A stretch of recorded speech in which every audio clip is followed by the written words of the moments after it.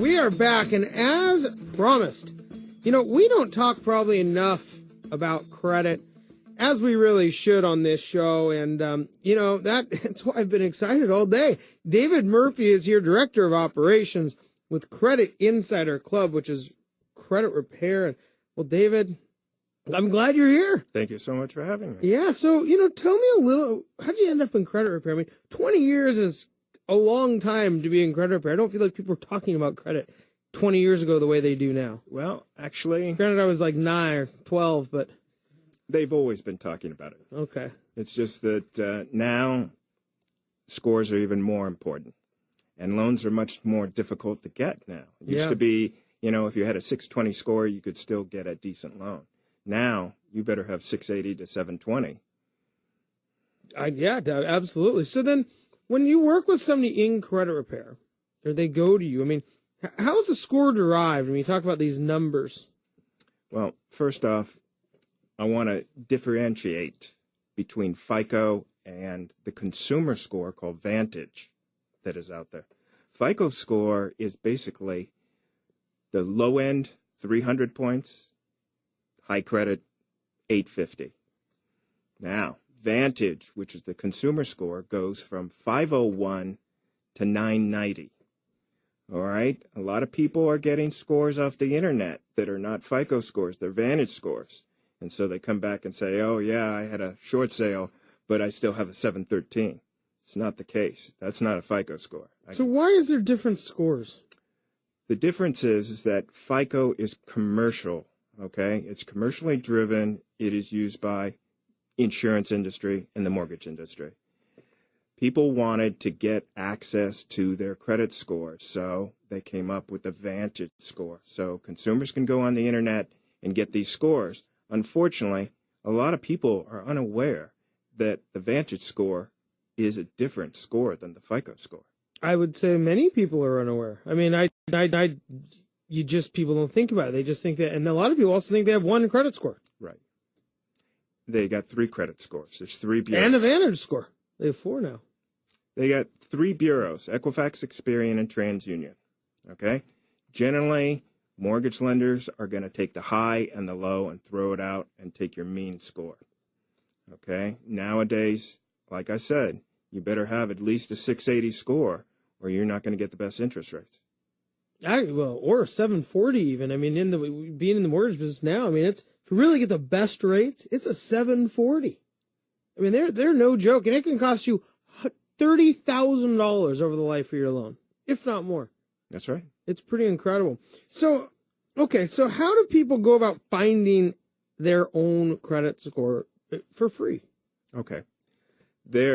Like I said, there's a lot of different internet companies out there. My Free Credit Report, myficoscore.com, True Credit. All of these companies are funded by one of the 3 bureaus. Okay, True Credit, it's TransUnion.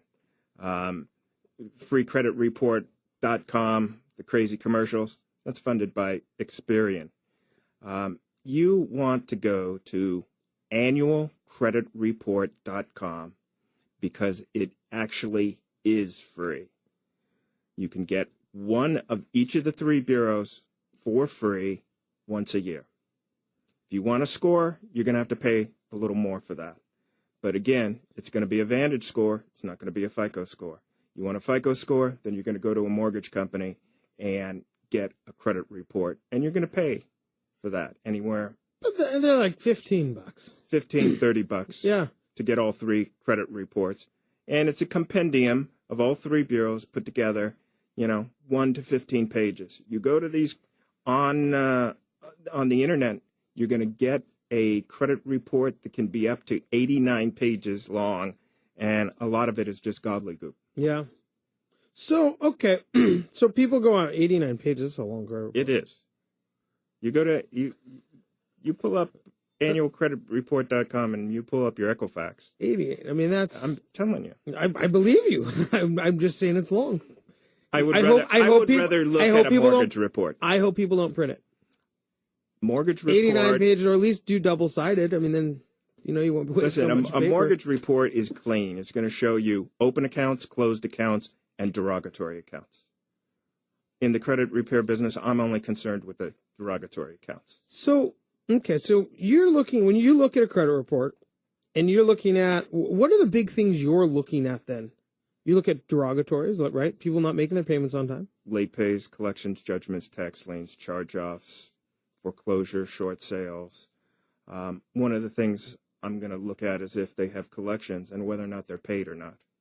Okay? And I'm going to tell everyone, the same thing. Pay your collections. Zero them out, we'll be able to get them off the credit report. If they're not paid, the likelihood is they're going to spend the time to do the paperwork because they want their money. Okay? It's a different story if you're getting close to the statute of limitations. So if you're looking at a credit report today, you're looking at May 2005 to the present. So something that may be an old collection from 2005, 2006, then the likelihood is that if you're not getting dunning letters in the mail asking you to pay these, there's a possibility they could come off your credit report. And does that mean they could just go away? Yes. Statute of limitations, 7 years, so they cannot collect. But if you paid like $10 on a collection that was from 2005, you just extended it another 2 to 3 years. So there's really some big pieces of this that people don't understand. I mean, it's pretty complex, right? You think you're done with something, and then you make a payment, and then you've essentially reopened the account.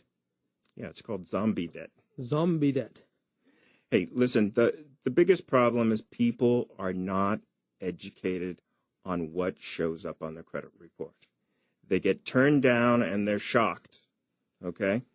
Go to annualcreditreport.com, get a copy of each of the 3 bureaus so you can educate yourself on who reports on you and whether or not there's anything negative on your credit reports.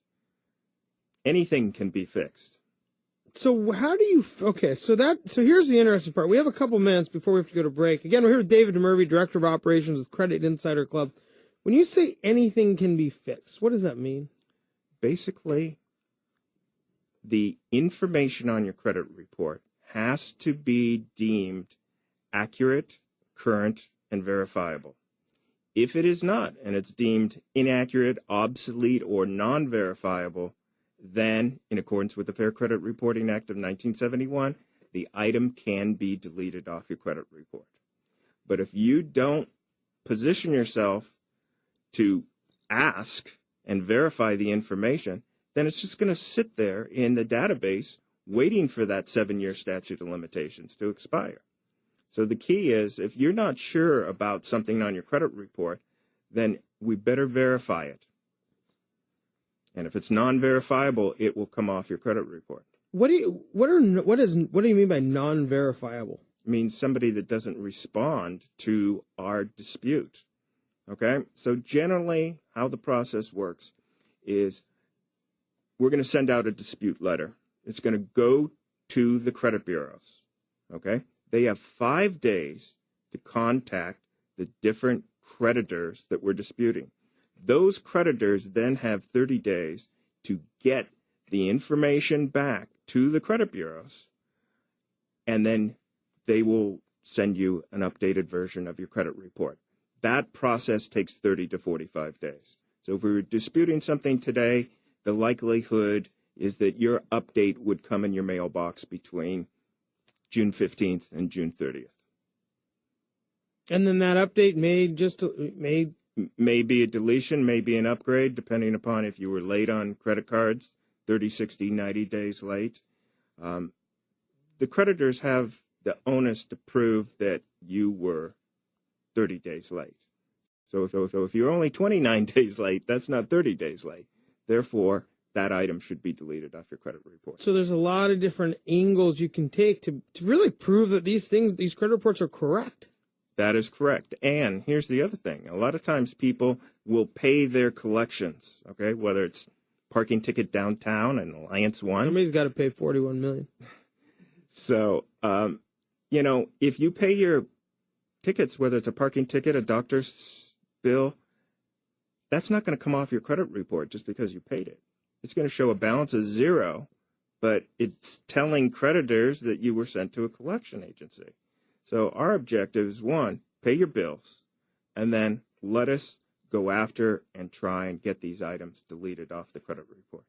Well, David, we do have to go to break. Thanks so much for joining us again. Sure thing. David Thank you Murphy. for having me. Yeah, our pleasure. Director of Operations with Credit Insider Club. Lots of information. You can reach him by going to our Facebook page also, facebook.com/Brashenomics. When we come back, credit scores drop. Heather drops questions. We'll be right back.